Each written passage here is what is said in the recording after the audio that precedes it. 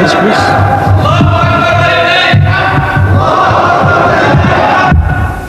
Je cherche refuge auprès d'Allah contre Satan le maudit. Au nom d'Allah le miséricordieux, le compatissant. Et ils dirent, pourquoi des versets ne lui ont-ils pas été révélés par son Seigneur? Dis, les versets sont uniquement auprès d'Allah, et je ne suis qu'un avertisseur clair.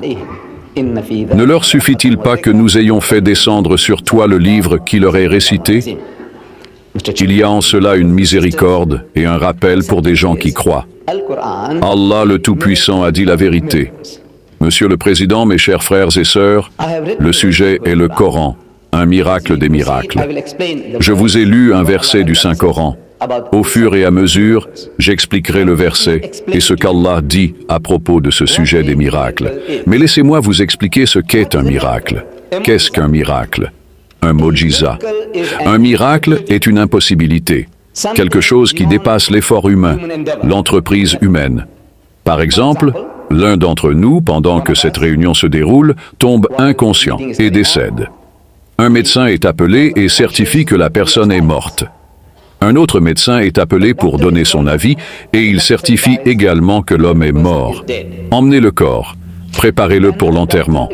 Mais arrive un homme de Dieu, voit ce mort, ce corps sans vie, et dit, il ordonne, comme bi-idni Allah, lève-toi par la permission d'Allah, et la personne se relève vivante et en bonne santé. Nous disons que c'est un miracle parce que c'était une impossibilité certifiée par 2 médecins, et pourtant la personne est revenue à la vie. Miracle. Mais supposons que l'homme soit mort depuis 3 jours, mis dans une morgue, et après 3 jours, quelqu'un arrive, le corps est dur comme de la pierre, et il crie au cadavre, « Kumbi idni Allah » « Lève-toi par la permission d'Allah » et l'homme revient à la vie, sortant de la morgue. Nous disons que c'est un plus grand miracle, parce que c'est une plus grande impossibilité. Mais après que la personne soit morte et enterrée, ses os ont pourri dans la tombe, et quelqu'un crie « Kumbi idni Allah » et la personne sort de la tombe vivante, respirant bien. Nous disons que c'est un miracle encore plus grand. Donc, plus l'impossibilité est grande, plus le miracle est grand. J'espère que cette définition est assez simple pour que tout le monde la comprenne. Maintenant, en ce sens, le Coran est un miracle d'éloquence en premier lieu. Vous voyez, les nations avant l'islam ont reçu des prophètes. Et l'humanité avait tendance à exiger des preuves par des actes surnaturels. Hazrat Moussa, alayhim salam, le saint prophète Moïse, a reçu un type de miracle qui ressemblait à de la magie, les magiciens en Égypte. Il a donc dû affronter ces magiciens et Allah lui a donné un miracle pour confondre ces magiciens. Pharaon, pensant que Moussa, alayhim salam, était un autre magicien, a fait venir ses propres magiciens pour jouer leur rôle. Et les magiciens égyptiens avaient de petits bâtons magiques, des baguettes magiques, et ils les ont jetés sur le sol. Et tous ces petits bâtons sont devenus de petits serpents. Allah, avait déjà donné à Hazrat Moussa, alayhim salam, une expérience avec son bâton sur la montagne. Maintenant, il savait ce qu'il devait faire. Il a donc jeté son bâton et le bâton s'est transformé en un serpent. Et ce serpent a avalé tous les petits serpents des Égyptiens. Et Hazrat Moussa, alayhim salam, a ramassé le serpent et il est redevenu un bâton. Et les magiciens égyptiens ont réalisé que ce n'était pas de la magie. Ce n'était pas de l'hypnotisme, ce n'était pas du mesmérisme. Parce que pour hypnotiser une personne, vous jetez un sort, vous faites voir à la personne ce qui n'est pas vraiment là, une illusion est créée. Les bâtons, vous pouvez les faire apparaître comme des serpents en jetant un sort. Mais ici, tous les petits bâtons avaient disparu. Pour démesmeriser, il aurait fallu faire apparaître les serpents comme des bâtons. Non, non, non. Mais ces bâtons avaient disparu dans le serpent, et le serpent était un bâton, et le bâton était plus épais qu'avant. Un grand miracle. Et les magiciens égyptiens ont avoué que ce n'était pas de la magie, c'était quelque chose de plus. C'était un miracle, un vrai miracle, pas de la magie. Ainsi, Allah donne des miracles selon la mentalité et les besoins des gens. Les gens avec des esprits magiques ont été confondus par de la magie, une magie supérieure, une vraie magie. Hazrat Isa, alayhim salam, Jésus-Christ, lorsqu'il apparaît sur la scène, vient parmi un peuple plongé dans la médecine grecque. Ils accomplissaient des merveilles avec la médecine. Alors Allah lui donne des pouvoirs de guérison, guérissant les aveugles de naissance. Une personne qui devient aveugle à cause d'un choc ou d'une infection est très différente de celle qui est née aveugle. Et Allah, subhanahu wa ta'ala, lui a donné le pouvoir de guérir ceux qui sont nés aveugles et les lépreux. Et il a rendu la vie aux morts, a ressuscité les morts. Bi-idni Allah, un type de miracle pour convaincre les gens. Notre Nabi Karim, sallallahu alayhi wa sallam, vient parmi un peuple qui se vantait de sa langue. La langue était leur fierté. Ils sont éloquents, ils sont poètes. Ils disaient, nous sommes un peuple éloquent, nous sommes les Arabes, et le reste du monde est ajam, muet, comparé à nous. Ils se vantaient. Ils demandaient, dans votre langue, vous les ajamis, combien de mots avez-vous pour un cheval dans votre langue, des synonymes pour un cheval? Oh, peut-être une demi-douzaine. Ils disaient, vous voyez, nous pouvons vous en donner une centaine dans notre langue. Ils disaient, combien de mots, de synonymes avez-vous pour une épée? Oh, n'importe qui dira une demi-douzaine. Ils disaient, vous voyez, dans ma langue, je peux vous en donner une centaine. Donc vous voyez, nous sommes le peuple éloquent. Et vous, les autres, vous êtes tous muets, ajam. Alors, parmi un tel peuple, lorsqu'il arrive, le plus grand miracle qu'il a donné était le Coran. La langue du Coran, en premier lieu, surpassait les gens. Et ils ont réalisé, les gens sensés, que ce n'était pas de la poésie, ce n'était pas de la prose. C'était quelque chose qui dépassait leur compréhension, et les gens ont accepté la foi. Mais laissez-moi vous dire ce que les non-musulmans ont à dire sur le Coran et son éloquence. Haji Arberi, un Anglais qui a traduit le Saint-Coran en anglais, dit dans sa préface, « Chaque fois que j'entends le Coran récité, c'est un étranger. » Il venait d'apprendre l'arabe. L'arabe n'était pas sa langue maternelle. Et il dit, chaque fois que j'entends le Coran récité, c'est-à-dire magnifiquement psalmodié, c'est comme si j'écoutais de la musique. Sous la mélodie fluide, on entend tout le temps le battement insistant d'un tambour. C'est comme le battement de mon cœur. Vous ne pouvez pas vous empêcher de vibrer sur la longueur d'onde du Coran. Ensuite, le révérend Bosworth Smith, un missionnaire chrétien, a écrit un livre sur Muhammad et le muhammadanisme. Dans ce livre, il parle de notre Nabi, alayhim salam, et du Saint-Coran. Il dit, analphabète lui-même, un ummi, à peine capable de lire ou d'écrire, il était pourtant l'auteur d'un livre dont nous ne sommes pas d'accord que Muhammad, sallallahu alayhi wa sallam, en soit l'auteur.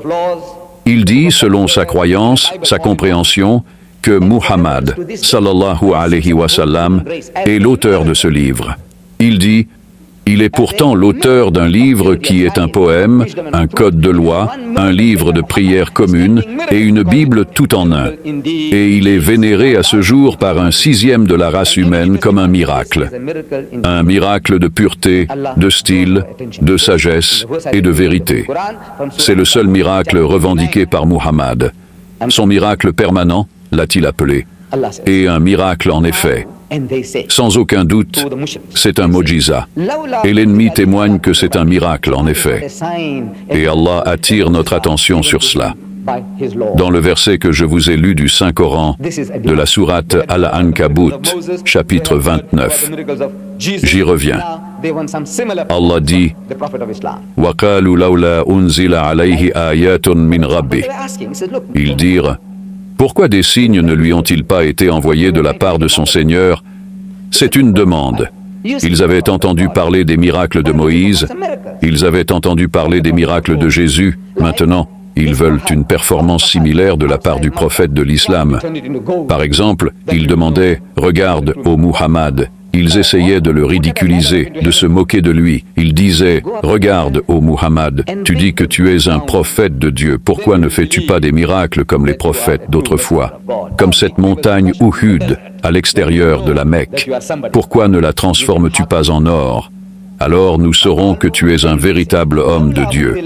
Ou mets une échelle vers le ciel, monte cette échelle et apporte un livre. Alors nous croirons que tu es un véritable messager de Dieu. ou fait jaillir des rivières dans le désert. Alors nous saurons. En réponse à cela, Allah lui fait dire, Qal, dit, Innama al-ayatu inda Allah. Les signes, les miracles sont uniquement entre les mains de mon Seigneur. Innama ana nadirun mubin. Je ne suis qu'un avertisseur clair. Awalam yakfihim. Ne leur suffit-il pas? Anna anzalna alayka al-kitaba yutla alayhim. Que nous ayons fait descendre sur toi le livre qui leur est récité.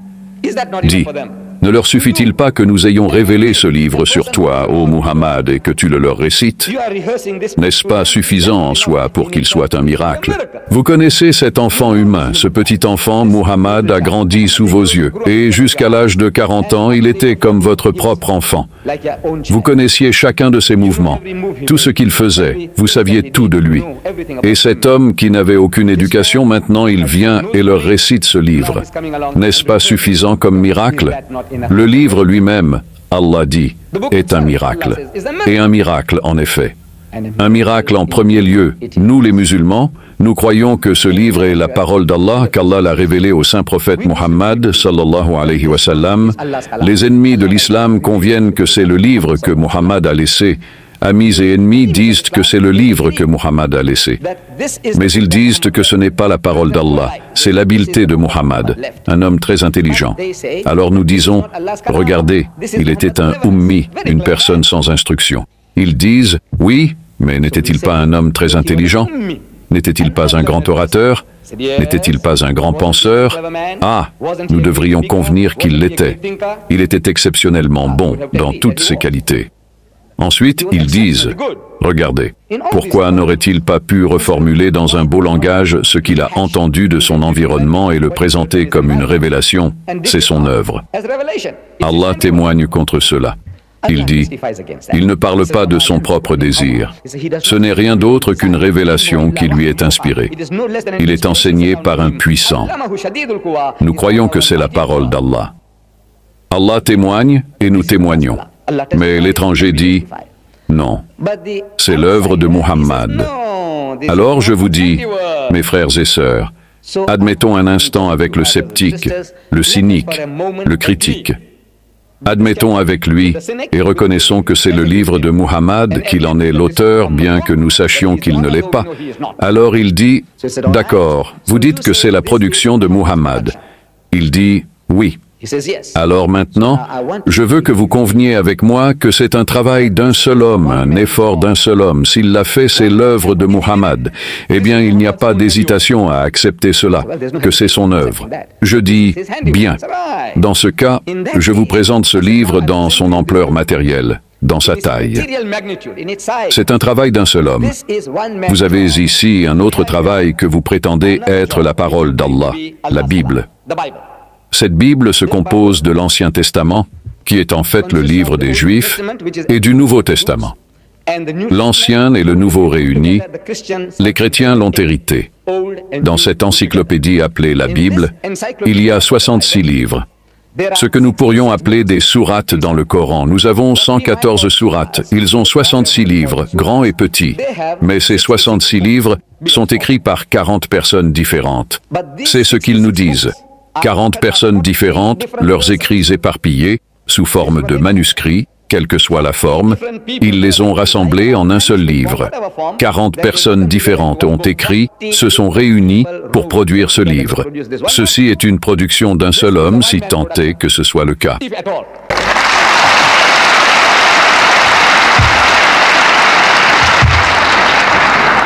Parmi les 40 auteurs différents de la Bible, le plus grand écrivain, l'auteur le plus prolifique de tous, est une personne appelée Saint Paul, le véritable fondateur du christianisme, Saint Paul.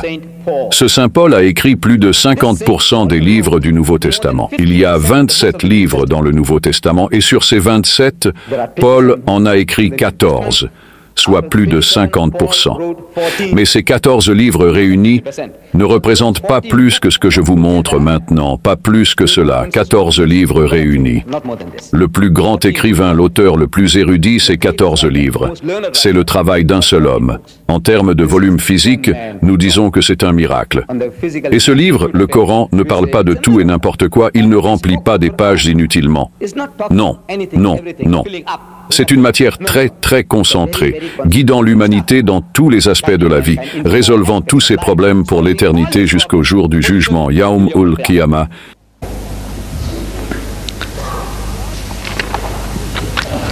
Ainsi Allah dit, cela ne vous suffit-il pas? Que ce livre que nous avons donné à cet homme, un ummi, illettré, et le contenu de ce livre, vous voyez dans ce livre, le Coran, certaines des choses que je vous démontre, le sujet est si vaste, wallah. Il faudrait plusieurs discussions pour traiter l'ensemble du sujet. Et je ne veux pas vous retenir ici jusqu'à minuit ou jusqu'au petit matin. Je pourrais. Rien que sur ce sujet. Je pourrais vous garder ici jusqu'à 1 heure, 2 heures du matin, mais je ne pense pas que ce soit juste ou équitable pour vous ou pour moi de faire une telle chose. Je vais donc devoir abréger beaucoup de choses, car en tant que simple laïc, je peux vous donner une douzaine de miracles différents dans le Coran. Un érudit pourrait peut-être vous en donner une centaine, la nature miraculeuse du Coran. Moi-même, en tant que laïc, je peux vous en donner une douzaine, que nous ne pourrons pas aborder ce soir, mais je vais vous en donner quelques-uns. Le premier, le concept d'Allah Bari Ta'ala. Vous voyez, nous connaissons Allah par ses attributs, et Allah nous donne ses attributs dans son livre. Nous n'avons pas à inventer ses attributs. Nous n'avons pas à les concocter pour savoir ce qu'Allah est. Il nous dit ce qu'il est. Il est Ar-Rahman, le tout miséricordieux. Il est Ar-Rahim, le très miséricordieux. Il est Al-Malik, le souverain. Il est Al-Qudus, le saint. Il est Al-Salam, la paix.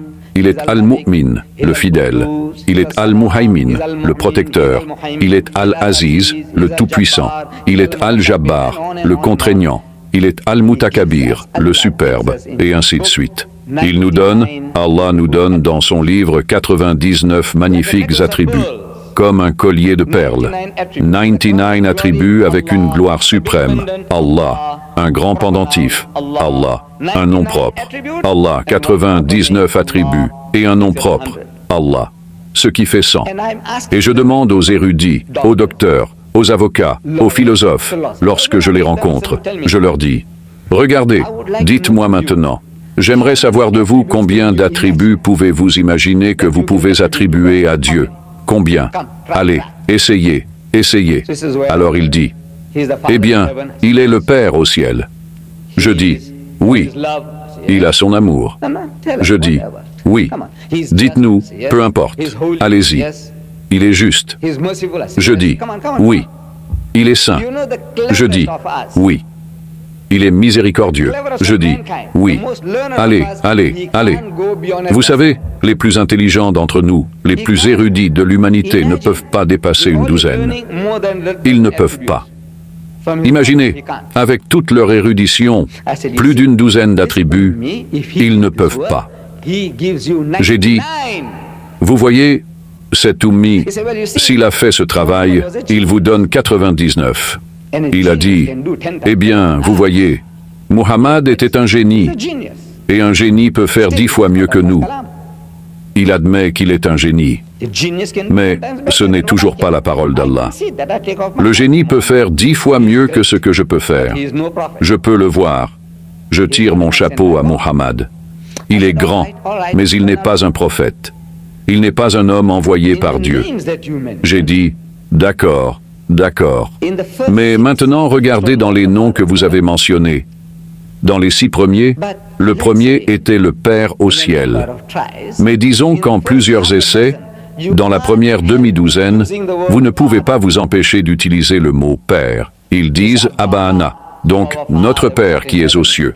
Que ton nom soit sanctifié, ton règne, ô notre Père, le Père aimant au ciel. Dans la première demi-douzaine, vous devez sortir avec le mot Père. Il a dit, oui, n'importe qui. Si vous essayez, le Père est là. Il est suspendu devant tout le monde parce que les chrétiens l'ont rendu célèbre. Les Juifs l'appelaient le Père au ciel, et les chrétiens l'appellent le Père au ciel.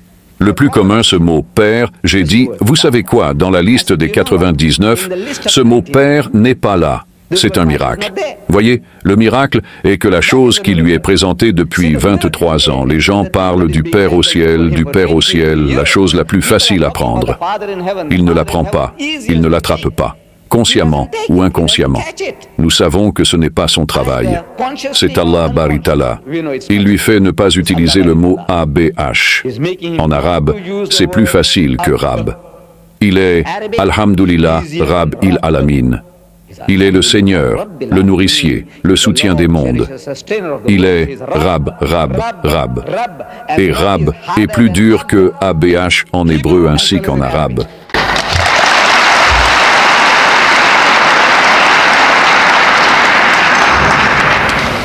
C'est une belle expression. Le Père au ciel est une belle expression. Pourquoi Muhammad ne l'aurait-il pas? Pourquoi Allah ne le permettrait-il pas? Vous savez pourquoi?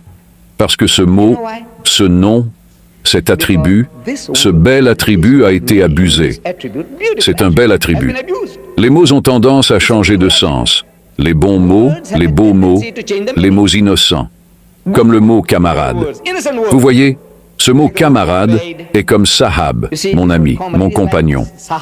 Compagnon signifie en français une personne avec qui on partage le pain, avec qui on mange ensemble. Il est mon compagnon. Companiste, paniste signifie pain. Quand nous partageons le pain ensemble, nous sommes comme une fraternité. Un beau mot. Compagnon, camarade, magnifique. Mais vous savez, aux États-Unis, si vous m'appelez camarade didacte, vous savez, la CIA ou le FBI vous feront vérifier. Immédiatement, ils m'emmèneront, vous savez, pour savoir quelles sont mes philosophies, ce que je prêche, vous savez ça? J'espère. Vous n'utilisez pas un tel mot pour moi. Regardez, le mot est beau. Regardez le dictionnaire. Le sens du dictionnaire est innocent. Bon, mais il a d'autres associations dans l'esprit des gens. Camarade vous associe au communisme. Donc nous, en tant que vrais, nous ne l'utiliserons pas. Il y a d'autres mots, comme gay, G-A-I-G, gay, un beau mot. Voyez, quand j'allais à l'école, quand j'étais un jeune garçon, on m'enseignait la poésie anglaise. Je m'en souviens encore. J'ai maintenant 70 ans et 4 jours. Je m'en souviens encore. Il est dit, Gentle lords and ladies gay, on the mountain dawns the day. Gentle lords and ladies, gay on the mountain dawns the day. Un beau mot. Vous savez, heureux et gai. Il est dit heureux et gai. C'est une personne joviale. Dames, messieurs, hommes et femmes, tous, ce sont des gens très, très heureux. Heureux et gais. Des gens joyeux, joviaux. Un beau mot. Mais il a acquis d'autres connotations maintenant. En grandissant, je lis les journaux et je lis ce mot « gay » dedans. Et ça dégage une odeur de poisson. Et je ne sais pas de quoi il parle. Gay. Ce n'est pas le gay que j'ai appris à l'école. Vous savez, il y a quelque chose de louche là-dedans. Je ne l'ai pas compris pendant longtemps, je ne pouvais pas le comprendre. Vous savez, chaque fois que le mot « gay » apparaissait dans les journaux, je ne pouvais pas comprendre un si beau mot. Qu'est-ce que c'est? De quoi parle-t-il? Ça sent mauvais. Mais quelle est cette odeur? Parce que je l'utilisais. Gay, je disais que j'étais heureux et gai. Aujourd'hui, si vous dites que notre président est heureux et gai, vous savez, vous allez me tirer dessus.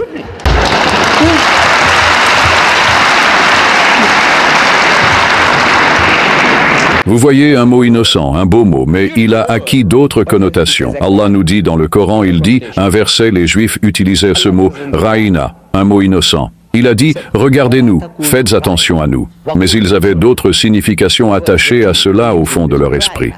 Comme si vous déviez de la voie. Alors Allah dit, n'utilisez pas des mots à double sens. Voyez, vous utilisez le mot raïna, mais au fond de votre esprit, vous essayez de dire autre chose. Vous êtes allé dans leur propre langue pour dire que vous déviez. Vous savez, vous êtes sorti de la voie. Il dit, ne parlez pas comme ça. Dites, unzurna. N'utilisez pas des mots comme ça. De même, les mots changent de sens. Le Père au ciel est un beau mot, mais maintenant il a d'autres connotations. Dans la chrétienté, ils nous disent que Jésus est le Fils unique, engendré. Engendré, pas créé. C'est dans leur catéchisme. Les catholiques romains, les anglicans, les presbytériens, les luthériens, les méthodistes, ils sont tous dans leur catéchisme. Les principes religieux qu'ils exposent dans les églises enseignent aux enfants. Ils disent que Jésus est le Fils unique engendré. Engendré, pas créé. Ne vous trompez pas, il n'est pas comme Adam. Hazrat Adam alayhi salam, il a été créé par Dieu. Chaque chien, cochon et âne a été créé par Dieu.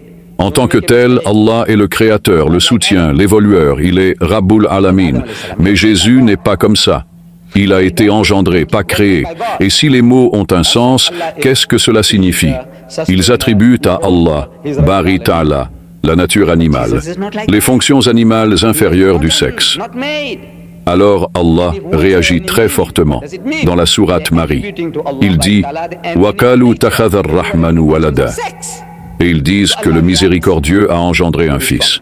Allah dit « Laqad jitum shay'in idda ». C'est l'une des assertions les plus abominables que l'on puisse faire. Le pire serment que vous pouvez donner à Allah est celui-ci. Le pire serment, vous voulez jurer par lui? C'est la pire chose que vous pouvez dire, qu'Allah a engendré un fils. Vous lui attribuez une nature animale, les fonctions animales inférieures du sexe. En arabe, les cieux sont prêts à éclater et la terre à se fendre et les montagnes à s'effondrer en ruines qu'ils disent que le miséricordieux a engendré un fils. Le pire serment que vous pouvez donner à Allah est celui-ci, que si les cieux avaient des sentiments comme vous, ô musulmans et musulmanes, si les cieux avaient des sentiments, des émotions comme vous, pour entendre de tels mots prononcés, il est dit que les cieux seraient tombés. Si la terre avait des sentiments comme vous, elle se serait fendue et les montagnes seraient tombées en ruines. Un serment si horrible qu'il donne à Allah, cela émeut-il le musulman? Pas du tout. Cela n'émeut personne. C'est une chose étonnante, une situation étonnante. Vous voyez, le monde non arabe, les musulmans du monde non arabe, 90% des musulmans du monde sont non arabes, ils ne connaissent pas l'arabe. On nous a appris le Coran à lire comme des perroquets. Nous le lisons. Parfois, nous le lisons de manière bien plus belle que beaucoup d'Arabes, certains de nos hafiz et karis, mais nous ne comprenons pas un mot. Donc nous lisons ces beaux versets, nous ne savons pas ce qu'Allah dit. Mais le monde arabe, plus de 100 millions d'entre vous, vous comprenez ce qu'Allah dit, ce qu'il pleure. Et cela n'émeut personne. C'est une situation étonnante, une chose étonnante. Si l'un de vous, mes frères, rentre chez lui et que sa mère lui dit « Tu sais, ce type à côté, il m'a juré comme ça, je n'utiliserai pas les mots « Tu sais ce que l'autre type a juré à ta mère ». Ou ta femme dit « Tu sais, ce type à côté, tu sais, il m'a insulté ». Je demande « Pouvez-vous manger? Pouvez-vous dormir? Non. Que faites-vous? » Vous dites, je veux aller lui casser la mâchoire, le faire taire pour de bon. Et si je suis trop faible, je dis, je engage une bande. Quelqu'un pour faire le travail, cela pourrait me coûter 10 000 dirhams. Je ferai le travail, je le ferai taire pour de bon. Non. C'est à cela que vous tenez pour votre mère, votre sœur, votre femme, votre fille. Et pourtant, nous disons que nous aimons Allah plus que toutes ces choses. Et pourtant, lorsqu'ils le jurent et ils l'insultent, que se passe-t-il? Rien, rien, aucune réaction. Vous savez pourquoi? L'esprit est sorti de nous. Nous sommes des morts vivants. Les morts vivants. Nous sommes sur le Sirat al-Mustaqim, mais nous sommes un peuple mort. Nous sommes morts sur le bon chemin. L'étranger, l'ennemi, il est sur le mauvais chemin, mais il est vivant. Il est vivant sur le mauvais chemin. Nous sommes morts sur le bon chemin.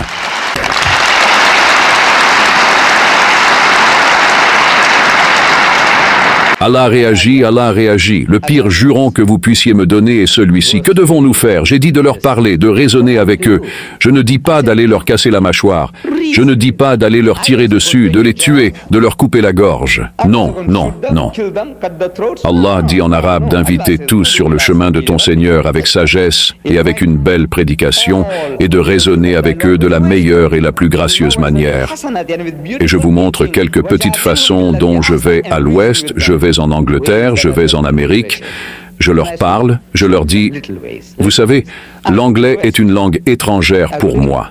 Ce qu'elle est, c'est une langue étrangère que j'ai acquise, vous savez, parce qu'ils ont conquis mon pays et je suis allé dans une colonie britannique. Alors, ils m'ont appris l'anglais. Donc, j'ai appris l'anglais. Si les Français avaient conquis mon pays, je parlerais français. Si les Espagnols avaient conquis mon pays, je parlerais espagnol.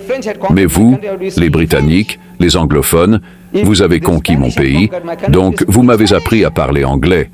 Donc, je vous parle en anglais. Mais regardez, c'est une langue étrangère pour moi. Je veux que vous m'aidiez avec votre langue. Vous dites dans votre catéchisme, que Jésus est le Fils unique engendré et non créé. Je dis, pourriez-vous m'expliquer ce que vous essayez de souligner? Vous essayez de me dire quelque chose de spécial. Voyez, je peux appeler n'importe quel jeune homme, il est mon fils, et je suis sûr que vous ne le prendrez pas mal. L'enfant ne le prendra pas mal. Le père et la mère ne le prendront pas mal non plus. Appelez votre enfant mon fils. Mais si une personne ne connaissant pas notre relation veut savoir s'il est vraiment votre fils, alors je dois vous dire non. Vous voyez ce jeune homme? J'aime ce petit enfant. Il me rappelle mon fils à la maison, mon petit-fils à la maison. Donc je l'appelle mon fils. Et il m'aime comme un père, comme un grand-père, comme un vieil oncle. Donc il m'appelle oncle ou il m'appelle grand-père, peu importe. C'est la relation. Mais si je disais, oui, il est mon fils engendré, vous savez ce que je dis? Ce que je sous-entends. Horrible. Je sous-entends que l'enfant est illégitime. Il n'est pas le fils de son père. Il est le mien. Je suis responsable de sa naissance. Le pire juron que je puisse lui donner est celui-là, si vous en connaissez la signification. Donc je veux juste savoir ce que vous essayez de souligner. C'est tout. Ce que vous essayez de me dire. S'il vous plaît, expliquez. Et voilà, je vous le dis, vous ne rencontrerez pas un anglophone qui vous expliquera. Il n'y a pas de coup plus dur que vous puissiez lui donner que de le supplier. S'il vous plaît, expliquez-moi ce que vous essayez de me dire. Ce que vous voulez dire quand vous dites engendré, non créé. Qu'essayez-vous de me dire? Comment est-ce arrivé? Dites-moi. La plus proche de toutes mes expériences, la plus proche d'une explication est venue d'un Américain. Voyez, l'Américain est très militant. Maintenant, il l'est. Nous devons lui donner du crédit. C'est un combattant. Et un combattant est un bon matériau. C'est le meilleur matériau à traiter. Pas des diplomates, vous savez, tournant autour du pot et cherchant à vous faire plaisir et vous tapant dans le dos. Des hypocrites. Non, non, non. Et l'Américain est bon pour ça. C'est un homme. Donc un Américain, je l'ai eu, vous savez, avec quelques personnes en visite à la mosquée. Je suis l'un des guides de la plus grande mosquée de l'hémisphère sud dans ma ville, à Durban. Et pendant que je le guidais, ce sujet s'est apparu et je lui ai posé la question. Cette question, parce que je la posais à tout le monde, personne n'y répond. Je lui demande, à cet Américain, j'ai dit, qu'est-ce que vous voulez dire? Il a dit, quand vous dites engendré, non créé, pourriez-vous m'expliquer? Il a dit, oui, cela signifie engendré par Dieu. Il a dit, quoi? Il a dit, non, non, je ne veux pas dire ça. Mais vous me demandez ce que cela signifie, je vous dis ce que cela signifie.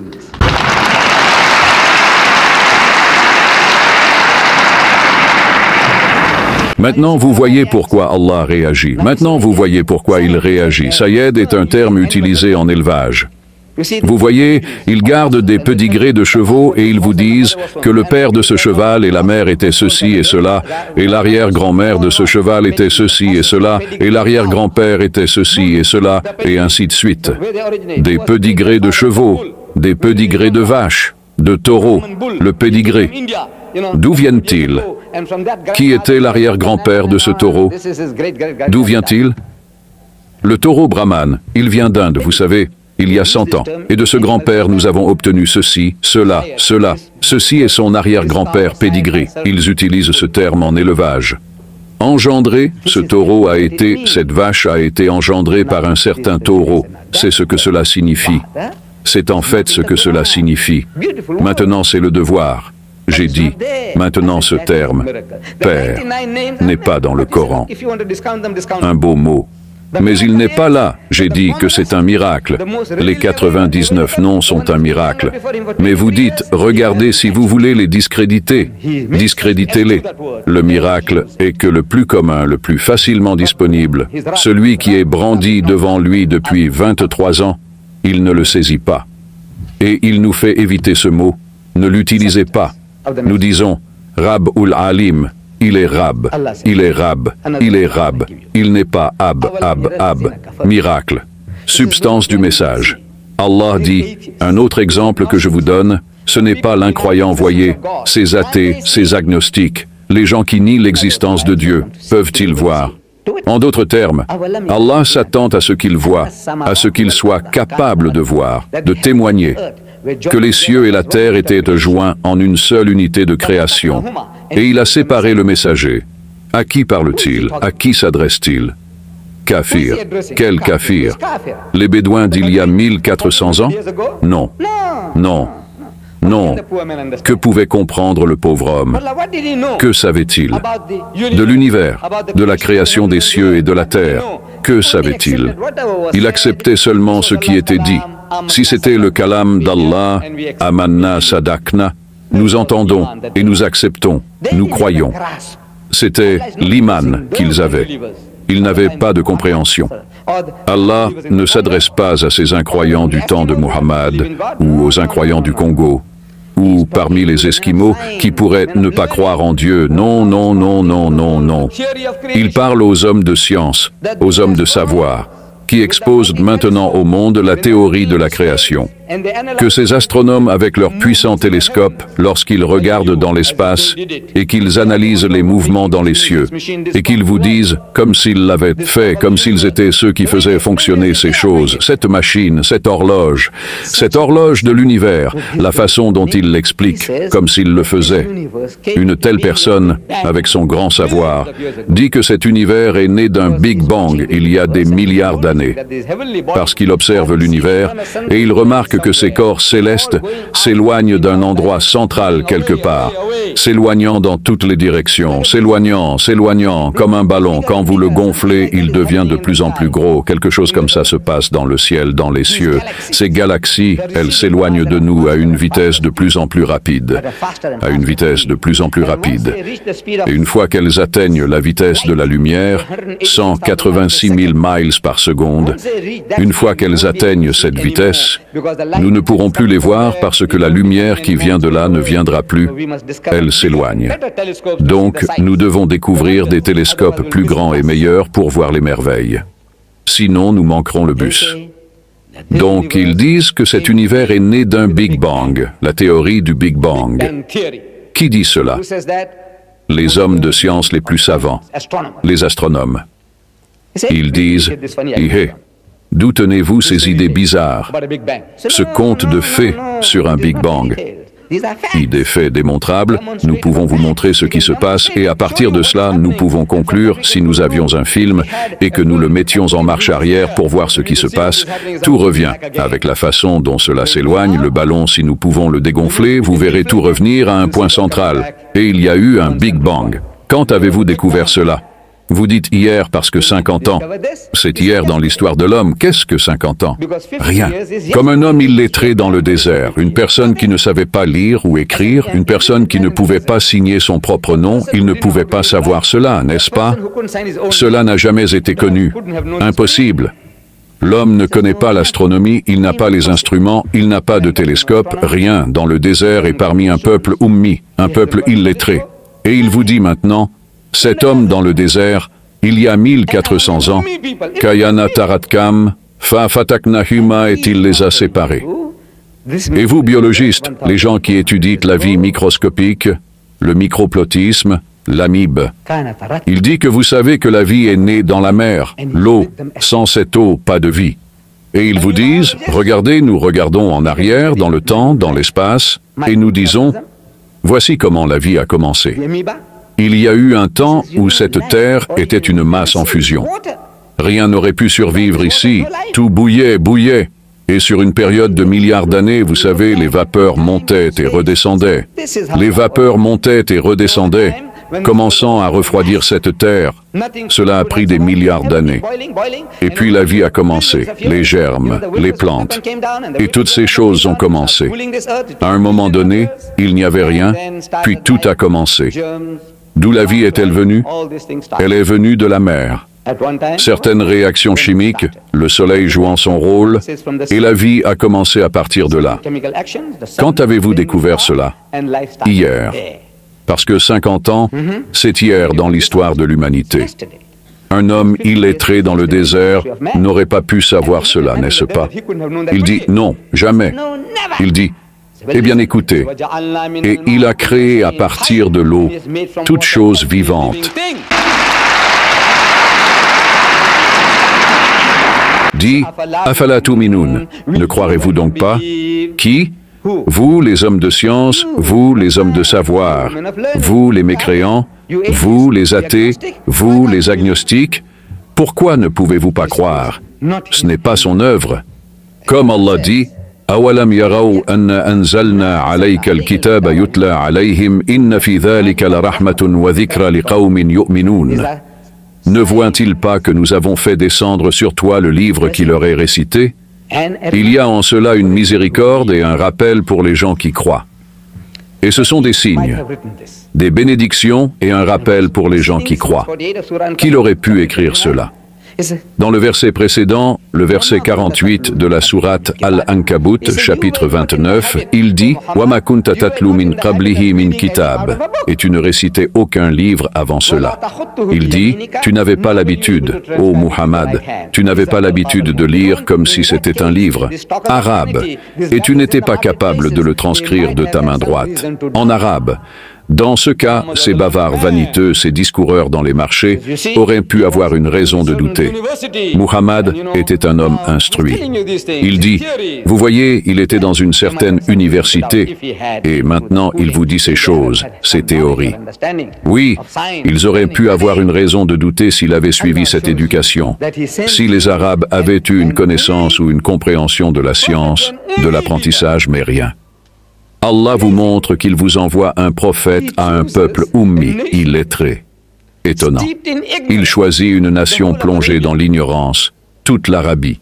Il n'y avait pas plus d'une demi-douzaine de personnes qui savaient lire ou écrire. Dans toute l'Arabie, la nation est ummi jusqu'au bout, et il choisit un prophète ummi. Vous savez pourquoi? Pour vous prouver que c'est mon œuvre, que c'est moi qui fais cela.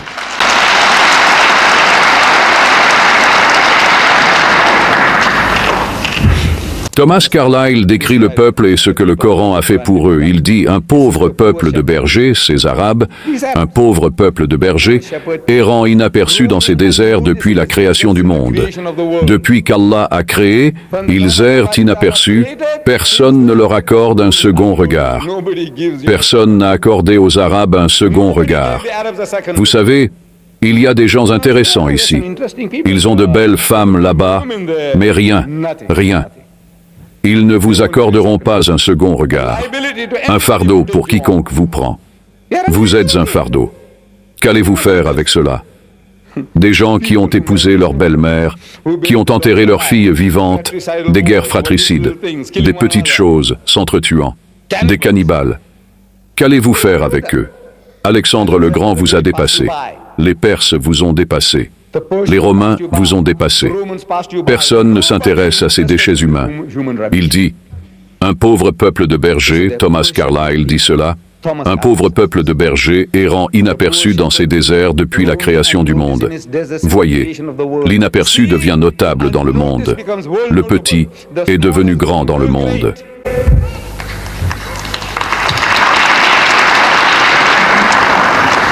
En un siècle après, l'Arabie est cette grenade d'un côté et un déluge de l'autre.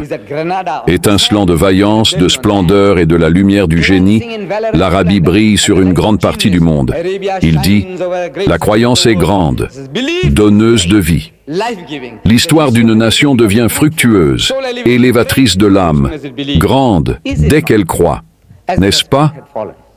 Comme si une étincelle était tombée, une seule étincelle, sur un monde de ce qui semble être du sable noir et inaperçu, mais voilà, le sable se révèle être de la poudre explosive, s'embrasant jusqu'au ciel, de Delhi à Grenade. Qu'est-ce qui a fait cela? Ce livre de Dieu.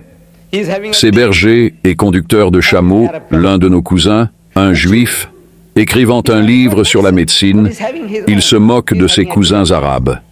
Un juif il écrit sur la médecine, mais il se moque de nous.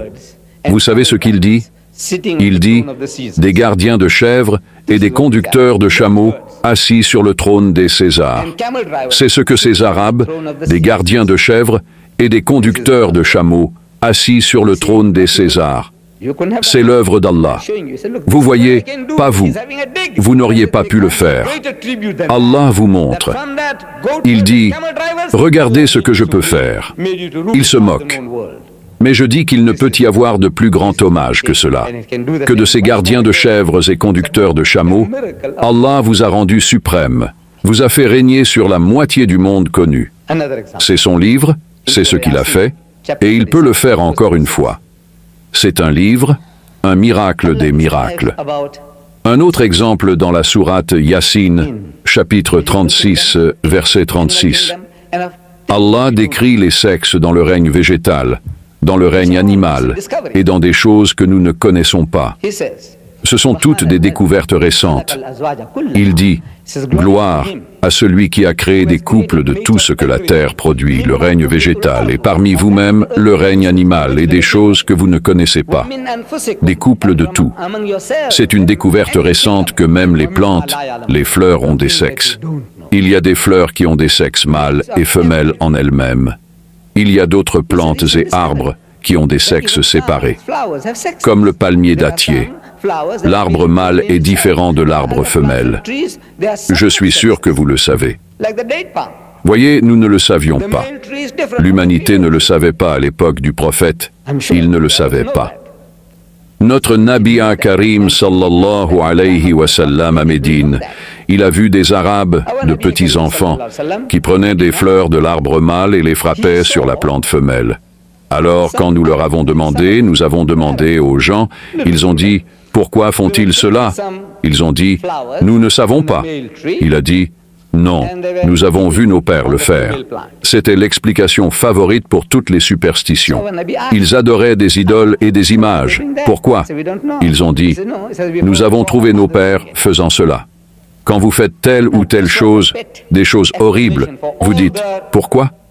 Il a dit, « Nous avons vu nos pères faire cela. » Alors Allah dit, « Même si vos pères étaient des imbéciles ignorants, alors maintenant, cela semble être de la superstition. Vous prenez une plante et vous la frappez sur une autre plante. Cela ressemble à de la superstition. » Alors il dit, « Arrêtez. Voyez, le même type d'argument que vous utilisez pour vos idoles, votre adoration des idoles, maintenant vous l'utilisez pour cela. Arrêtez. » Alors ils ont arrêté. Et il y a eu une mauvaise récolte cette année-là à Médine. Une récolte très maigre. Alors ils sont venus se plaindre à lui. Il a dit, « Ô Muhammad, regarde ce que tu nous as dit de faire et regarde le résultat, regarde nos dates. » Alors notre Nabi Akaïm sallallahu alayhi wa sallam a dit, « Continuez, avec la frappe de la plante. » Il ne savait pas, je ne sais pas s'il savait que c'est une plante mâle et que c'est une plante femelle. Ils ont découvert par accident que parfois, quand nos enfants faisaient cela, cet arbre portait des fruits en abondance. Alors c'est bien, c'est très bien. Alors très bien, ils ont commencé à le faire, à continuer. Maintenant, ils ont découvert, non, si vous ne faites pas cela parce qu'ils ne savaient pas pour la pollinisation que les insectes, les abeilles et le vent faisaient le travail, mais ce n'est pas aussi bon que si vous le faites physiquement, en les mettant ensemble, parce que la plante mâle ne peut pas venir et marcher et rencontrer la plante femelle. La même chose dans les papayes, c'est un papayer, popos, un beau fruit. Voyez, j'ai planté, j'adore ce fruit, j'en ai mangé un jour, et c'était très savoureux. Alors j'ai pris les graines et je les ai jetées dans mon jardin. Et 2 papayers, ils ont commencé, papayers, à pousser. Je ne sais pas comment vous l'appelez. Popos. Est-ce compris? Papayer. Nous disons papaye. Ils ont commencé à pousser. Et avec le temps, ils ont porté des fruits. Des fruits succulents. Très savoureux. Alors j'ai pris les graines et j'ai planté à nouveau. Rien. Et je continue à planter les graines. Rien ne se passe. Alors je les ai séchées dans les cendres et plantées. Rien ne se passe. Alors, différentes façons de traiter les graines. J'ai essayé et essayé et essayé. Rien ne se passe. Et je ne comprends pas pourquoi. Qu'est-ce qui s'est passé? Quand j'ai jeté la chose la première fois et que ça a poussé, et maintenant rien ne pousse à partir de ces graines.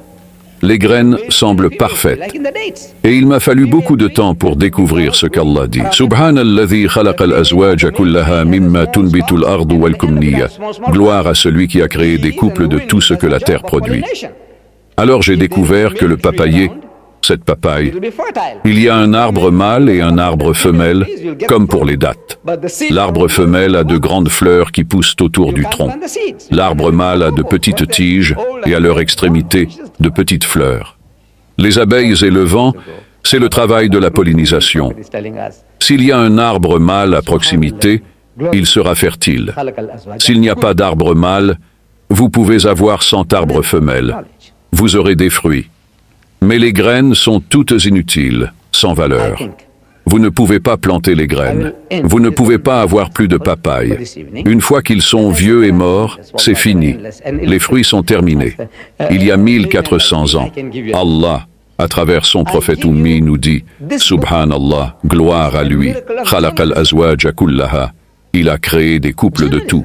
Miracle, miracle de connaissance. Je pense que je vais terminer avec ce dernier exemple pour ce soir. Comme je l'ai dit, il y en a une infinité, Walé. Il y en a une infinité, et un laïc illettré comme moi peut vous en donner une douzaine. Je vous donne ce livre d'Allah, c'est un miracle de journalisme. Le journalisme est un miracle d'embryologie, les informations qu'il vous donne. La psychologie, regardez chaque homme de science, je dis allez au livre et regardez le livre, analysez-le à partir de votre domaine de connaissance qu'Allah vous a donné et regardez-le. C'est un miracle sous tous les angles. Alors, j'ai dit le journalisme. Vous voyez, j'ai découvert cela par accident. La plupart de ces choses, je les découvre par accident. Mais les accidents ne sont pas des accidents. Allah est Musabibul Asbab. Il crée des opportunités. Si vos yeux sont ouverts, quelqu'un parle et il vous donne une piste et vous découvrez quelque chose. Et quelqu'un vous montre quelque chose et vous découvrez quelque chose parce que vous êtes dans le domaine. Je vis à l'extérieur de Durban, à environ 20 miles. Et chaque matin, je voyageais sur une route. Sur la route, nous l'appelons la route de la plage, comme la corniche, vous savez. Au bord de la mer, vers Durban, maintenant ils ont une autoroute, donc je n'utilise plus cette route de la corniche, la route de la plage. Je prends l'autoroute parce que c'est plus rapide, plus direct, pas d'obstruction pour aller au travail. Alors, sur l'ancienne route, je me souviens très distinctement qu'à un certain carrefour, il y avait un vendeur de journaux, le journal du matin, et il avait un panneau. Chaque matin, un nouveau panneau essayant de vendre son journal. Alors en conduisant, je lis le panneau et je décide, le journal ne vaut pas la peine d'être acheté aujourd'hui. Je ne veux pas acheter le journal. Selon le panneau, ce qu'il m'offre, les nouvelles à l'intérieur, je ne suis pas intéressé.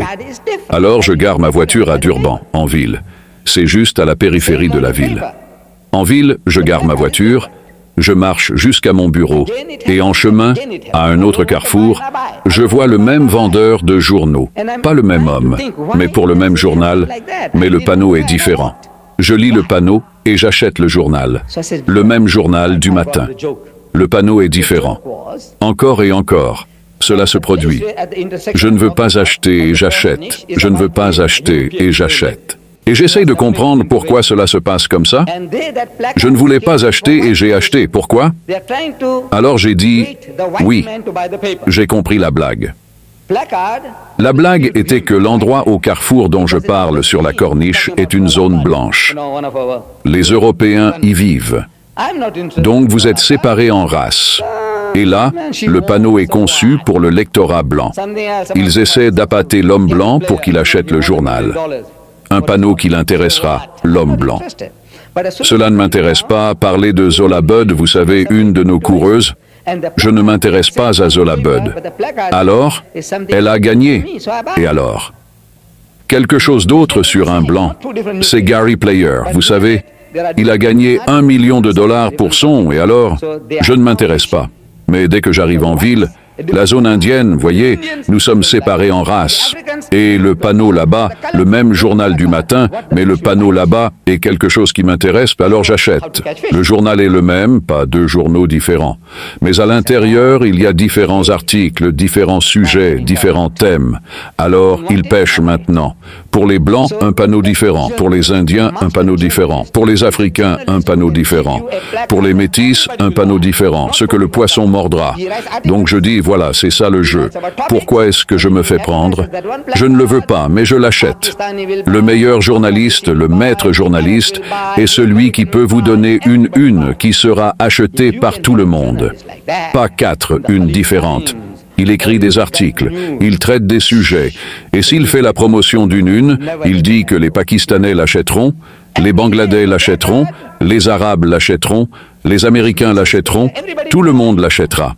Si vous avez un journaliste comme ça dans le Khalij Times ou dans le Gulf News, chut, les propriétaires de journaux ne le laisseront jamais partir. Vous savez ça? Chaque jour, une une qui fait que tout le monde achète son journal, c'est un maître journaliste. Et Muhammad sallallahu alayhi wa sallam est un tel journaliste.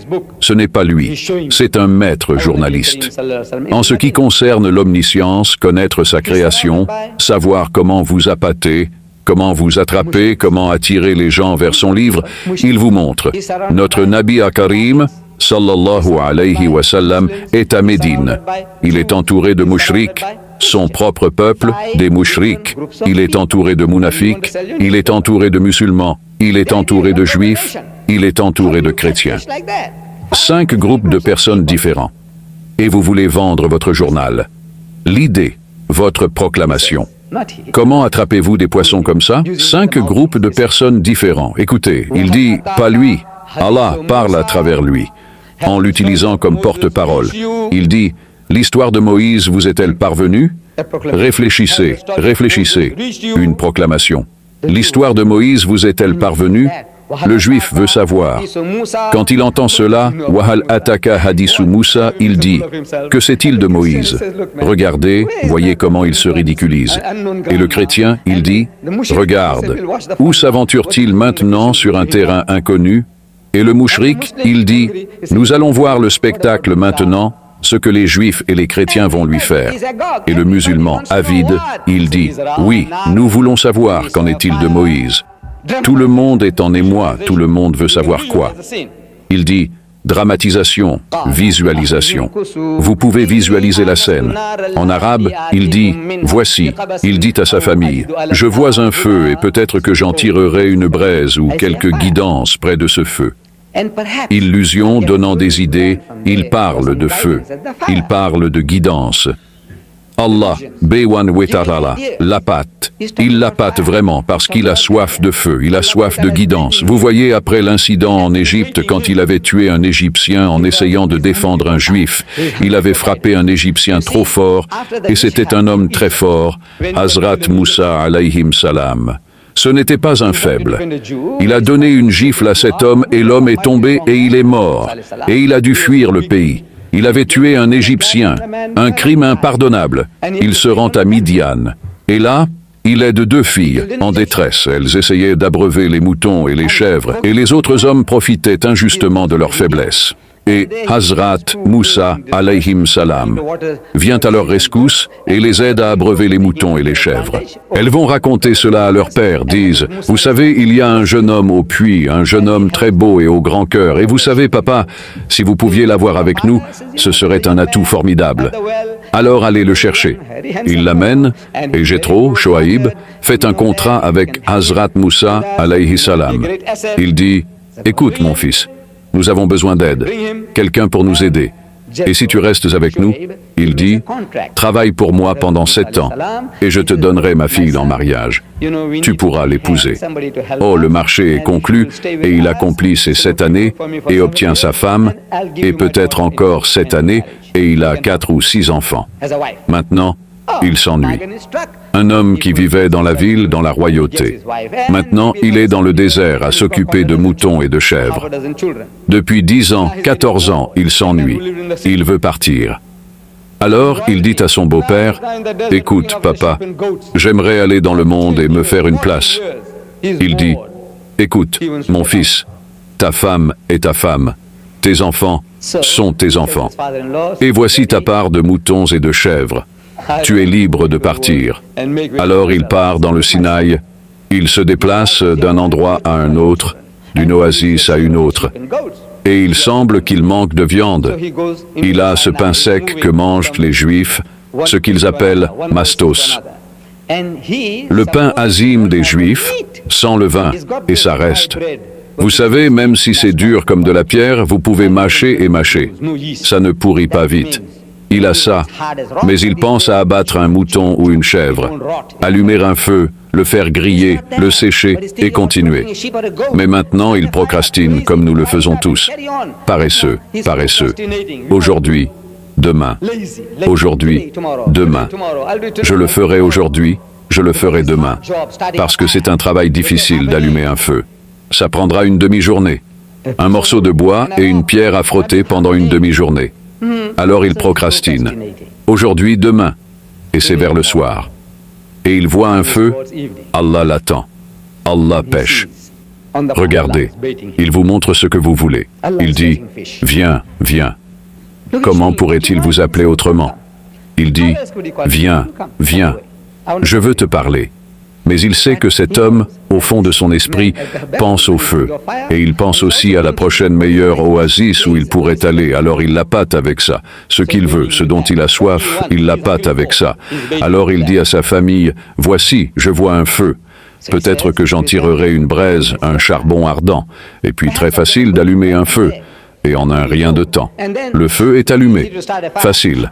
Voyez. Un feu facile et quelques guidances près du feu, vers la prochaine meilleure oasis. Wayman, un bon endroit, de bonnes personnes, des gens hospitaliers. Ils disent, allez 3 jours par ici, 2 jours par là, et vous rencontrerez un peuple de très bonnes personnes et une guidance. Mais ils pensent à un autre feu et à une autre guidance. Allusion. Falamma ataha nudiya ya Moussa. Et quand il est arrivé au feu, une voix s'est fait entendre. « Ô Moïse, inni ana rabbuka fakhlaqna alayk. » Il dit, « Je suis ton Seigneur, et enlève tes chaussures. Innaka bilwadil muqaddas tuwa, car tu es dans la vallée sacrée de Doua. » 4 versets, 4 ayats. Et ce qu'il vous a dit, un miracle de journalisme. Comment attirer les gens? Pour écouter le message, une meilleure. Halataka hadith de Moïse. Une allusion au feu. Un feu qui brûle dans le cœur des hommes depuis 3000 ans. Une guidance qui guide l'humanité depuis des milliers d'années. Allah. C'est ainsi. C'est le miracle des miracles. Maintenant, qu'est-ce que cela signifie pour nous? Ce livre est la parole d'Allah, sans aucun doute. Et Allah défie l'humanité. Dis-leur, ces gens, ces sceptiques, ces mécréants, dis-leur que si les assemblées des djinns et des hommes se réunissaient pour produire quelque chose de semblable à ce Coran, 10, en arabe, il dit, vous ne pourrez jamais produire quelque chose de semblable, même si vous vous entraidez, même si vous vous soutenez mutuellement. C'est ce livre. Allah dit, c'est mon livre. Qu'est-ce que cela signifie pour nous? Cela signifie que ce livre est un livre de guidance éternelle, pour vous et pour moi, pour toute l'humanité. C'est la solution aux problèmes de l'humanité. Mais nous sommes tous assis sur ce livre comme un cobra sur un tas de richesses. Nous n'y avons pas accès. Nous le lisons, nous le récitons pour la beauté, pour le sawab, les bénédictions, les bénédictions. Je dis que vous obtiendrez votre sawab. Il n'y a aucun doute là-dessus. Le saint prophète Muhammad, sallallahu alayhi wa sallam, a dit que lorsque vous récitez le Coran et que vous dites Alif Lam Mim, dites Alif Lam Mim, ce n'est pas un mot, ce sont 3 lettres. Alif Lam Mim, quand vous dites Alif Lam Mim, cela signifie que vous obtenez 10 salabs. 30 salabs, pendant que je les prononce, je les ai déjà obtenus tellement de fois, et vous, en écoutant, vous les avez déjà obtenus aussi. J'ai dit Alif Lam Mim, 30, 10. Si je le dis 100 fois 10, vous les obtenez. C'est si facile. Je crois en cela. Le sawab, récompense divine, est là. Les bénédictions sont là. Les bienfaits sont là. Mais est-ce là le but du Coran? Juste un peu de sawab bon marché que vous voulez obtenir? Regardez, vous pouvez obtenir une récompense 1 million de fois plus grande. Ici, c'est 10 pour 1. Vous voulez faire des affaires? 10 pour 1. Et quand vous faites 1 million pour 1, être Gaïr et Hisab, sans limite, sans comptabilité, je dis, je fais des affaires avec lui, Wallah, par Allah. J'aime faire des affaires avec lui, être Gaïr et Hisab. Je ne veux pas 10, 10, 10. Vous, contentez-vous de votre 10, 10, 10, 10. Vous l'obtiendrez. Moi, je fais des affaires. Avec mon Seigneur, il est prêt à vous donner B, Gaïr et Hisab. Si seulement vous l'acceptez, l'accueillez et l'appliquez dans votre vie. C'est un livre d'instructions. Il vous indique quoi faire. Il vous dit que cet honneur qu'il vous a donné, partagez-le avec les gens. Ne soyez pas égoïste. Nous sommes un peuple égoïste. Musulmans, nous sommes égoïstes. Wallah, nous sommes très égoïstes. Partout. J'ai demandé à mon frère, tu es très régulier dans ta salate, prière. Masha'Allah, ce qu'Allah a voulu. Je veux savoir pour qui tu fais la salate. Il a dit, pour mon bénéfice. Pour ton bénéfice, Masha'Allah. J'ai dit, tu jeûnes pendant tout un mois. Il a dit, oui. J'ai dit, pour le bénéfice de qui? Il a dit, mon bénéfice. Oui, oui, ton bénéfice. Il dit, tu donnes la zakat, aumône? Il a dit, oui. Pour le bénéfice de qui? Il a dit, mon bénéfice. Tu vas au Hajj, pèlerinage. Dis oui. Pour le bénéfice de qui? Dis, mon bénéfice. Tout ce que tu fais, c'est pour mon bénéfice. Mon bénéfice. Mon bénéfice. Je dis, que fais-tu pour les autres? Que fais-tu pour eux? Pour les mécréants? Tu crois qu'ils vont en enfer? Les mouchriks, polythéistes. Il a dit oui. Certainement. Il dit certainement, Allah le dit. Une chose qu'il ne pardonnera pas, c'est le shirk, association à Allah. Et ils vont aller en enfer? Il a dit oui. Que fais-tu pour les sauver? Rien. Alors Allah sera très content de toi. Ils ne sont pas sa création, pas ses créatures. Allah sera content. Tu les laisses aller en enfer et tu n'as rien fait. Vous savez, il nous a donné un slogan il y a 1400 ans. Il a donné aux musulmans un slogan. Nous l'appelons la talbiya en arabe. Je ne sais pas littéralement ce que cela signifie. Mais c'est ce que j'ai appris quand je suis venu. Quand je suis allé au Hajj en 1983, j'entendais des mots. Vous savez ce que les gens font quand ils tournent autour de la Kaaba. Ils lisent en arabe. J'entendais, et j'ai plus ou moins appris cela. Mais je n'ai pas vu l'importance, l'implication de cela. Je ne l'ai pas vu, jusqu'à ce que je commence à tourner moi-même, en arabe. Et j'ai découvert qu'au moment où j'ai fini et que les gens ont fini, les plus simples d'entre nous, les gens avec peu d'intelligence, les moins doués, tout le monde au moment où il finit connaît les mots « la sharika lak, la sharika lak, la sharika lak ». Alors qu'est-ce que c'est? Vous dites à Allah qu'il n'a pas d'associé, pas de partenaire, pas d'ego, pas de comparse. C'est ce que vous dites, la sharika lak. La sharika lak. Mais ce n'est pas vrai. Ce n'est pas vrai.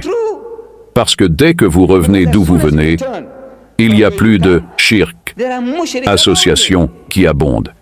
Il y a plus de gens sur la bonne terre de Dieu qui adorent des hommes, des singes, des éléphants et des serpents aujourd'hui, qui adorent Satan aujourd'hui que les adorateurs d'Allah. Et vous avez dit, la sharika lak. Nous prenons tous de la Mecque, de Médine.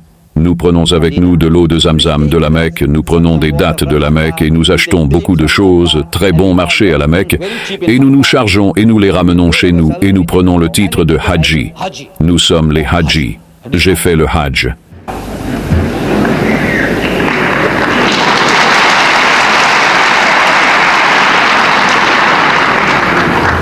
J'ai dit, ah, vous savez, ce titre, je pensais que c'était facile. Vous savez, vous prenez un avion, des avions climatisés confortables, et vous avez tout ce qu'il faut, et des hôtels climatisés, et vous devenez un haji. Alors quoi? Mais wallah, je vous le dis, je peux témoigner que si vous avez traversé le processus, vous méritez le titre de haji. Vous le méritez. C'est une épreuve, wallah, c'est une épreuve. Nous le faisons pour l'amour d'Allah. Si un homme me payait 1 million pour traverser cela à nouveau avec ma femme et mon enfant, je ne le ferai jamais, mais pour l'amour d'Allah, je le ferai. Vous devez aller à l'endroit où vous lapidez.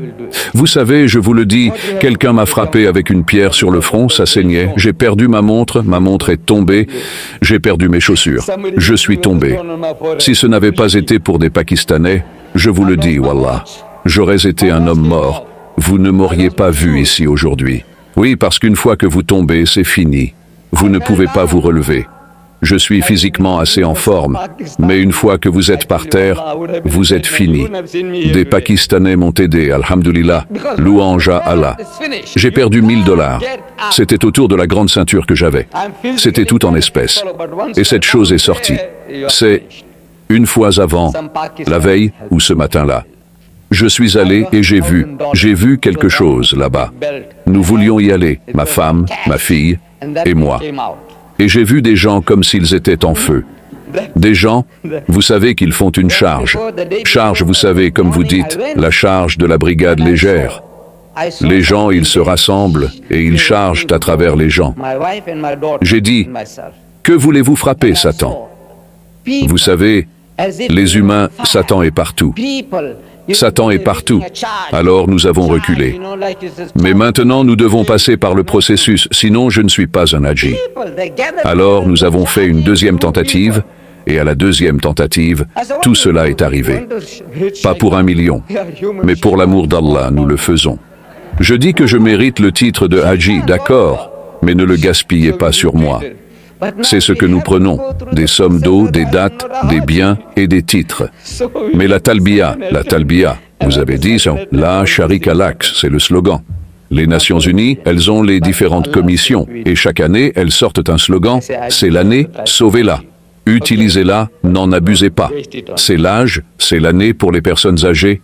Il dit qu'une maison de retraite n'est pas sa destinée, votre mère, quand elle vieillit, ne la mettez pas dans une maison de retraite. C'est l'année pour planter des arbres. Partout où il passe une résolution, le monde entier des Nations Unies, où qu'il soit, ils parlent de la même chose. L'eau, les arbres, les personnes âgées. C'est le but d'un slogan. Mettez-le en pratique. Depuis 1400 ans, nous pleurons la sharika lak, et nous la laissons derrière nous. La chose que nous sommes censés prendre avec nous, que nous sommes censés apporter, nous la laissons derrière et nous apportons des dattes et de l'eau. Oui, parce que partout où vous allez en Inde, les hadjis, vous les Pakistanais, vous allez en Occident, partout où vous allez en Afrique du Sud, il y a des gens qui font du shirk. Dans toutes les directions, shirk. Vous et moi sommes censés les trouver. Alors, la sharika lak, vous êtes censés leur dire, la sharika lak. Allah n'a pas d'associé, n'associez personne, aucun être à lui. C'est votre travail, nous sommes censés le faire. Nous sommes censés nous tenir sur une place de marché, faisant le travail d'Allah. Notre Nabi est Karim, le prophète bien-aimé, sallallahu alayhi wa sallam. Que la paix et les bénédictions d'Allah soient sur lui. Regardez l'exemple qu'il a donné. Il se retirait à Gara et Hira, Jabal an-Nur. Avant la Nubuwa, la prophétie. Il y allait parfois seul, parfois avec sa chère épouse, Ummul Muminin Khadija Tul Kubra. Il y passait des jours et des semaines parfois pour communier avec le Tout-Puissant. Que se passait-il réellement? Les détails, je ne les connais pas. Quels étaient les détails de cette expérience? Ce n'est qu'après la Nubuwa que nous avons un récit détaillé de ce qui s'est passé. Ce qui se passait entre lui et son Seigneur, je ne le sais pas. Mais le 27 du mois de Ramadan, ne commencez pas à me questionner sur le 27. C'est généralement accepté. Le 27 du mois de Ramadan, quand il avait 40 ans, Allah Bari Ta'ala envoie son ange, Akhi Jibril, l'ange Gabriel, à lui, dans la grotte, et lui ordonne dans sa langue maternelle, Ikra, ce qui signifie lis ou récite ou répète. Mais le 27 du mois de Ramadan, ne commencez pas à me questionner sur le 27. C'est généralement accepté. Le 27 du mois de Ramadan, quand il avait 40 ans, Allah Bari Ta'ala envoie son ange, Akhi Jibril, l'ange Gabriel, à lui, dans la grotte. et lui ordonne dans sa langue maternelle « Ikra », ce qui signifie « lis » ou « récite » ou « répète ». Et notre Nabi et Karim, le prophète bien-aimé, sallallahu alayhi wa sallam, étant un ummi, illettré, il dit « Ma'ana bikarin ». Il y a un témoignage qu'il ne peut pas lire. Il le dit. Il dit « Regarde, Ma'ana bikarin ». Il dit « Je ne suis pas savant ». Alors l'ange de Dieu lui ordonne une deuxième fois « Ikra ». Encore une fois, il plaide. Il dit « Ma'ana bikarin ». Il est terrifié. La troisième fois, l'ange de Dieu dit « Ikra bismi rabbika alladhi khalaq ». Alors lis au nom de ton Seigneur qui a créé. Maintenant, il comprend. Ce qu'il devait faire, c'était répéter. Parce que ce mot arabe, à Ikra, on me dit qu'il signifie lire, réciter, répéter, répéter. Et il a répété les mots. Ikra bismi rabbika alladhi khalaq. Lis au nom de ton Seigneur qui a créé. Khalaqal insana min alaq. Il dit, celui qui a créé l'homme d'une simple goutte de sang coagulé. Alors il dit, Khalaqal insana min alaq. Il dit, Iqra wa rabbukal akram. Il dit, lis et ton Seigneur est le plus généreux. Alors il dit, Iqra wa rabbukal akram. Il dit, Allazi allama bil kalam. Il dit, celui qui a enseigné par la plume. Alors il dit, Allah the allama bil kalam. Alors, allama al insana ma lam ya'lam. Il dit, il a enseigné à l'homme ce qu'il ne savait pas. Alors il dit, allama al insana ma lam ya'lam. Dès que l'ange est parti, il est terrifié, en sueur. Il court chez lui, à environ 3 miles au sud, vers sa chère épouse, Ummul Muminin, Khadija Dul Kubra, et il dit « Couvre-moi, couvre-moi ». Quand il sort de son excitation, il lui explique ce qu'il a vu et ce qu'il a entendu. Mais à partir de ce jour, il n'est plus retourné à la montagne. C'est son exemple. Il n'y est plus retourné. Plus jamais. Fini. Withhara hira man javalun nur. Fini. Que fait-il? Il est sur la place du marché. Il est dans le bazar. Souk, souk. Il est dans le bazar. Que fait-il? Il aborde les gens. Il dit, d'où viens-tu? Il dit, du Yémen. Il dit, sais-tu qu'Allah m'a révélé qu'il est un seul Allah et que je suis son messager? Un autre homme, assalamu alaykum. Il dit, wa alaykum assalam. Il dit, d'où viens-tu? Il dit, de Yathrib, Médine. Il dit, sais-tu qu'Allah m'a révélé qu'il est un seul Allah et que je suis son messager? Comme un fou. Le petit qu'ils appellent Majnoun. Allah a dû témoigner.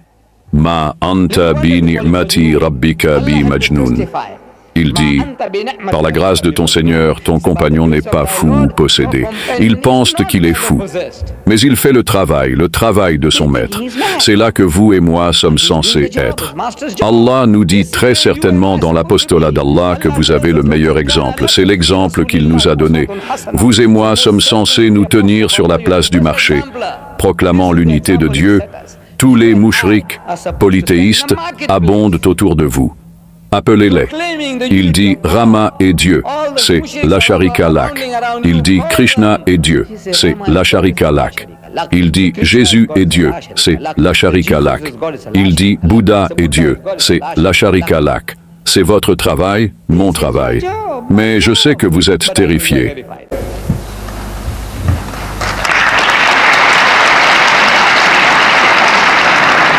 Je suis terrifié, moi aussi, je vous le dis, c'est une chose terrifiante. Vous savez, aujourd'hui, personne ne vous lapidera. Wallah, si vous faisiez cela, personne ne vous ferait de mal physiquement.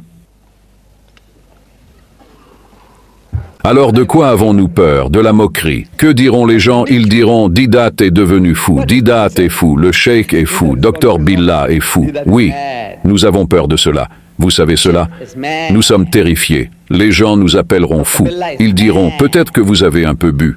Vous avez peut-être pris quelque chose à boire. Ou pris de la drogue. Alors, regardez-le.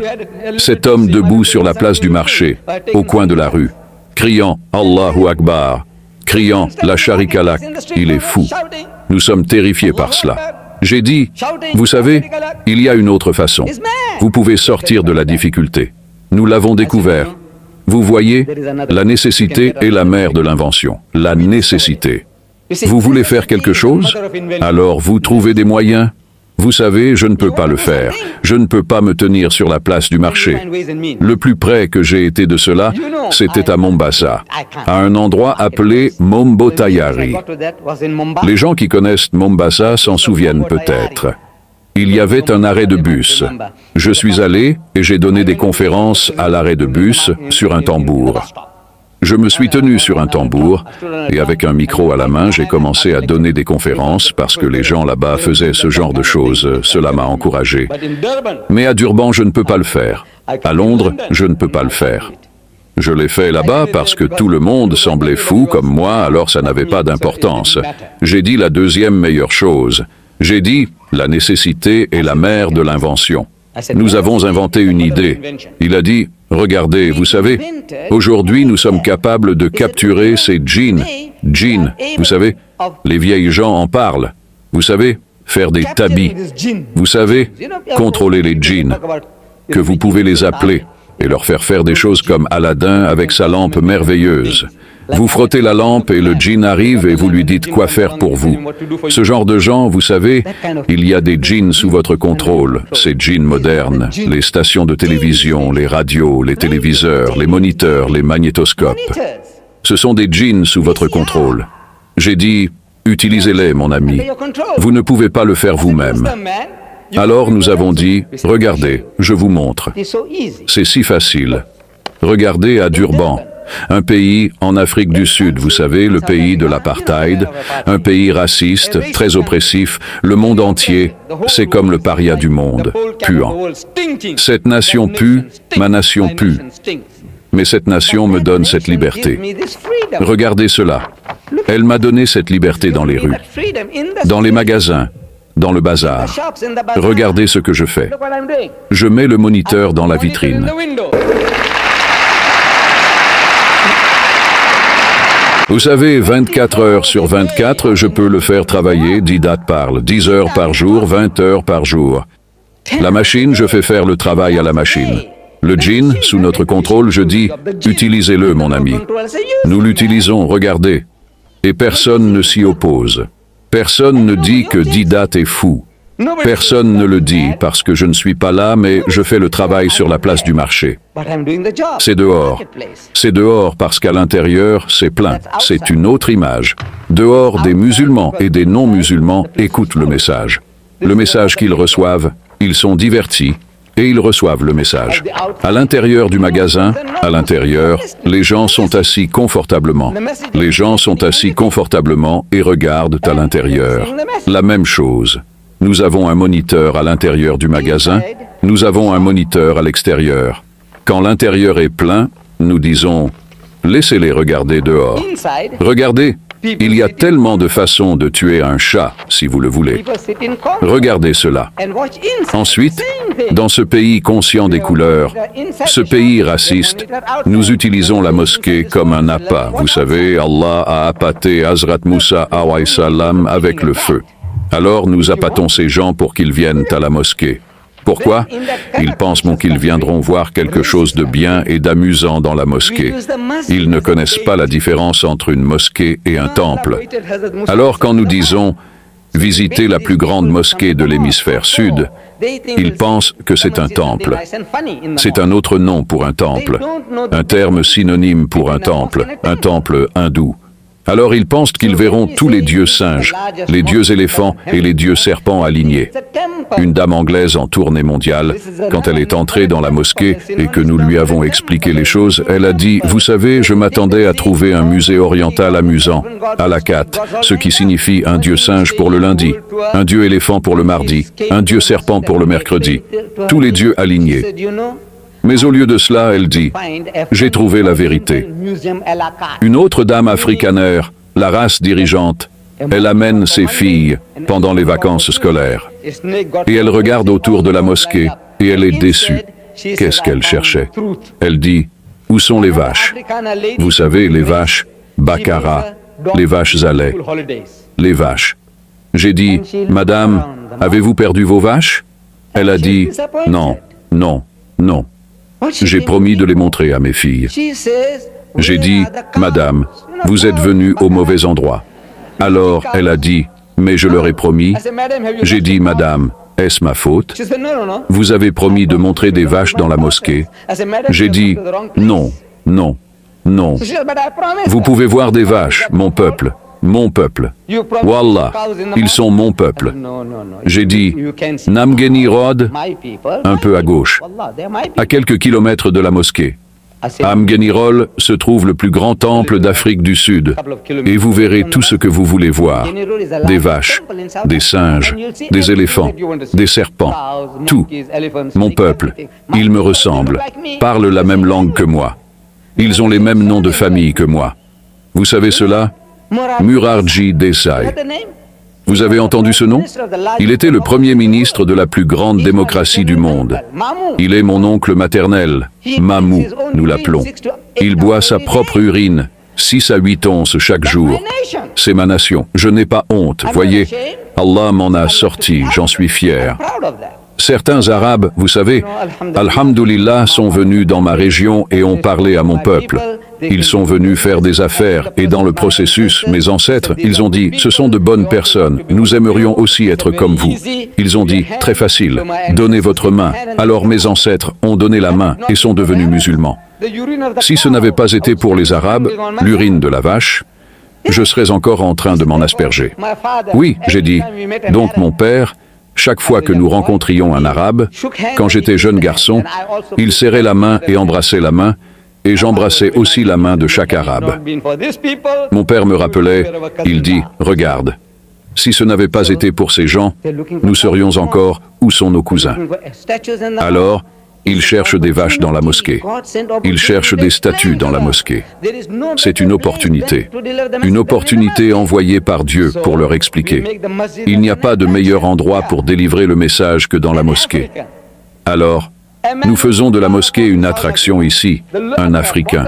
Un homme qui est méprisé en Afrique du Sud, au plus bas de l'échelle, un Africain. Cet Africain parle à des enfants européens, blancs, juifs et chrétiens. Il leur parle de l'unité de Dieu. Regardez, ils ne sont pas venus pour cela. Pour une leçon de théologie, ils sont venus pour être divertis, pour une connaissance superficielle de l'islam, et nous faisons le travail. Regardez. Si vous voulez faire le travail, Wallah, je vous le dis, il y a des opportunités sans fin. C'est pour vous, mes chers frères et sœurs, et nous avons besoin de votre aide dans ce domaine, que vous vous y mettiez aussi. Commencez à ouvrir votre bouche. Partagez la connaissance qu'Allah vous a donnée, et pour cela, vous n'avez pas besoin d'être un expert. Si vous avez un fait, notre Nabi Karim, le prophète bien-aimé, sallallahu alayhi wa sallam, a dit « Ballaq ». Il a dit, délivrez le message à mon sujet, même si vous ne connaissez qu'un verset, un fait, délivrez-le. Parlez simplement de ce fait, parlez, parlez, parlez, et Allah vous en donnera plus. C'est le secret de l'apprentissage. Donnez ce que vous avez, et Allah vous remplira de plus. Avec ces mots, Monsieur le Président et mes chers frères et sœurs, je suis très très reconnaissant au département de l'information d'avoir créé de telles merveilleuses opportunités pour moi, de venir vous parler. J'étais en fait venu dans cette partie du monde pour remercier les gens qui m'avaient aidé à me projeter en Amérique, à me propulser en Amérique, pour livrer bataille à ce grand jalut Jimmy Swaggart. J'étais venu.